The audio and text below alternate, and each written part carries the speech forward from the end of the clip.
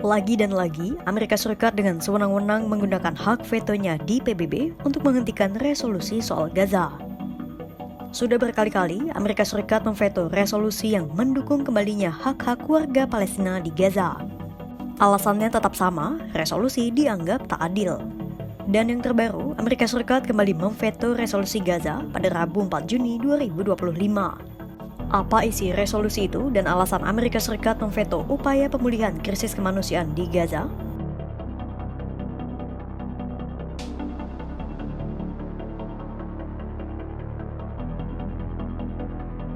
Membawa isu Gaza ke meja bulat Dewan Keamanan PBB adalah salah satu upaya diplomasi yang terus diperjuangkan. Ada 15 anggota Dewan Keamanan PBB yang terdiri atas 5 anggota tetap. Hanya kelima anggota itu yang memiliki hak veto alias hak untuk menolak atau membatalkan sebuah keputusan meskipun keputusan itu telah disetujui mayoritas. Mereka adalah Amerika Serikat, Inggris, Prancis, Rusia, dan Cina. Sementara 10 lainnya adalah anggota tidak tetap dan tak memiliki hak veto. Sejak perang Hamas dan Israel pecah di Gaza pada 7 Oktober 2023, sudah berkali-kali resolusi soal isu Palestina dibawa ke rapat Dewan Keamanan PBB. Beberapa kali, Amerika Serikat terus menggunakan hak vetonya. Resolusi pertama yang diveto Amerika Serikat diajukan pada 18 Oktober 2023 oleh Brazil dengan alasan tak adanya kalimat kecaman terhadap Hamas di resolusi itu. Resolusi kedua diajukan pada 25 Oktober 2023 oleh Amerika Serikat yang berisi seruan jeda kemanusiaan tanpa adanya jaminan gencatan senjata dan tetap mendukung hak Israel membela diri.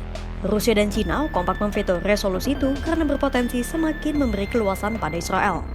Kemudian, resolusi ketiga yang diajukan oleh Uni Emirat Arab pada 8 Desember 2023 kembali diveto oleh Amerika Serikat dengan alasan resolusi tak mengutamakan pembebasan sandera. Resolusi keempat dibawa oleh Aljazair pada 20 Februari 2024 dan kembali diveto oleh Amerika Serikat dengan alasan resolusi berpotensi menghambat upaya diplomatik. Kelima, 10 anggota Dewan Keamanan PBB mengajukan resolusi pada 25 Maret 2024 yang berisi seruan gencatan senjata di masa Ramadan. Hari itu resolusi berhasil diloloskan Dewan Keamanan PBB karena Amerika Serikat memilih abstain. Lalu resolusi ke-6 yang diajukan pada 20 November 2024 kembali diveto oleh Amerika Serikat karena dianggap tak mengatasi isu penyanderaan. Dan yang terbaru, Amerika Serikat kembali menggagalkan upaya perdamaian di Gaza dengan memveto resolusi perdamaian pada Rabu 4 Juni 2025. Apa isi resolusi itu dan apalagi alasan Amerika Serikat menggunakan hak vetonya?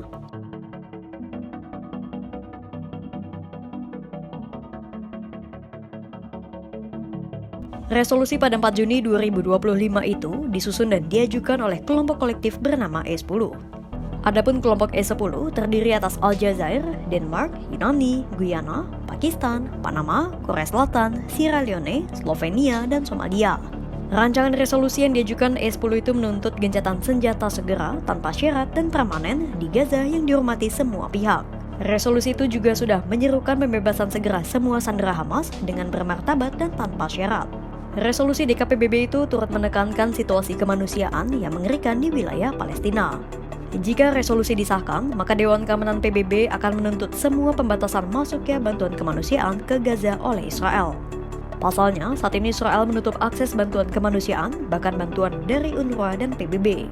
Hanya yayasan buatan Israel yakni Gaza Humanitarian Foundation yang boleh melakukan distribusi bantuan kemanusiaan di Gaza. Adapun yayasan itu bekerja sama dengan kontraktor asal Amerika Serikat di bawah pengawasan militer Israel. Namun, stok bantuan yang dibagikan tak sepadan dengan kebutuhan jutaan warga Gaza. Pembagiannya pun tak sistematis dan tak menggunakan pendataan identitas seperti yang dilakukan PBB. Alhasil, terjadi sejumlah kekacauan dalam pembagian bantuan oleh GHF, bahkan pecah pula insiden penembakan yang diarahkan pada warga sipil di dekat pos bantuan. Itulah mengapa resolusi dibuat oleh E10 agar mereka bisa menuntut blokade bantuan kemanusiaan oleh Israel untuk dibatalkan sehingga rakyat Gaza bisa lepas dari bencana kelaparan. Resolusi itu pun sejatinya sudah disetujui oleh 14 negara anggota Dewan Keamanan PBB. Namun di saat yang sama, Amerika Serikat kembali menggunakan hak vetonya untuk menolak resolusi tersebut. Utusan Amerika Serikat untuk PBB, Dorothy Shea menyebut resolusi itu tak adil karena di dalamnya tak disebutkan bahwa pembebasan sandera harus jadi syarat dilakukannya gencatan senjata. Shea juga menyebut resolusi berpotensi merusak upaya diplomasi yang tengah dilakukan untuk mencapai gencatan senjata. Adapun perundingan gencatan senjata saat ini memang tengah berjalan. Putaran mediasi terbaru dipimpin oleh utusan Presiden Donald Trump untuk Timur Tengah, Steve Witkoff. Dalam perundingan terbaru, Hamas meminta gencatan senjata selama 60 hari yang mencakup jaminan kelanjutan negosiasi hingga perdamaian permanen tercapai. Sebaliknya, Israel hanya mau menerima gencatan senjata sementara.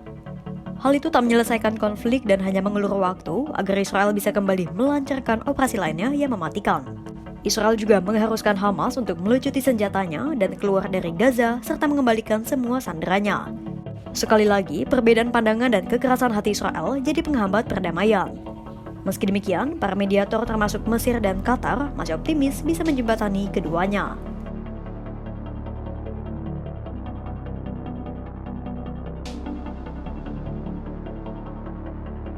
Penolakan Amerika Serikat atas resolusi Gaza terbaru menuai gelombang kecaman dari anggota Dewan Keamanan PBB lainnya. Duta Besar China untuk PBB, Fu Chong menyebut tindakan Amerika Serikat melindungi Israel sama sekali tak bisa dipertahankan. 美国已多次否决安理会的停火要求，也正是由于美国对以色列的袒护，安理会通过的数份决议均没有得到有效落实。所谓安理会行动将干扰外交努力的说法完全站不住脚。只要是真正致力于和平的外交努力，安理会的行动只会提供强大助力。 Sementara Duta Besar Pakistan untuk PBB, Asin Iftikhar Ahmad menyebut, veto Amerika Serikat akan dikenang sebagai keterlibatan Washington dalam krisis kemanusiaan yang berkepanjangan di Gaza. Duta Besar Inggris untuk PBB, Barbara Woodward juga menyuarakan pertentangannya.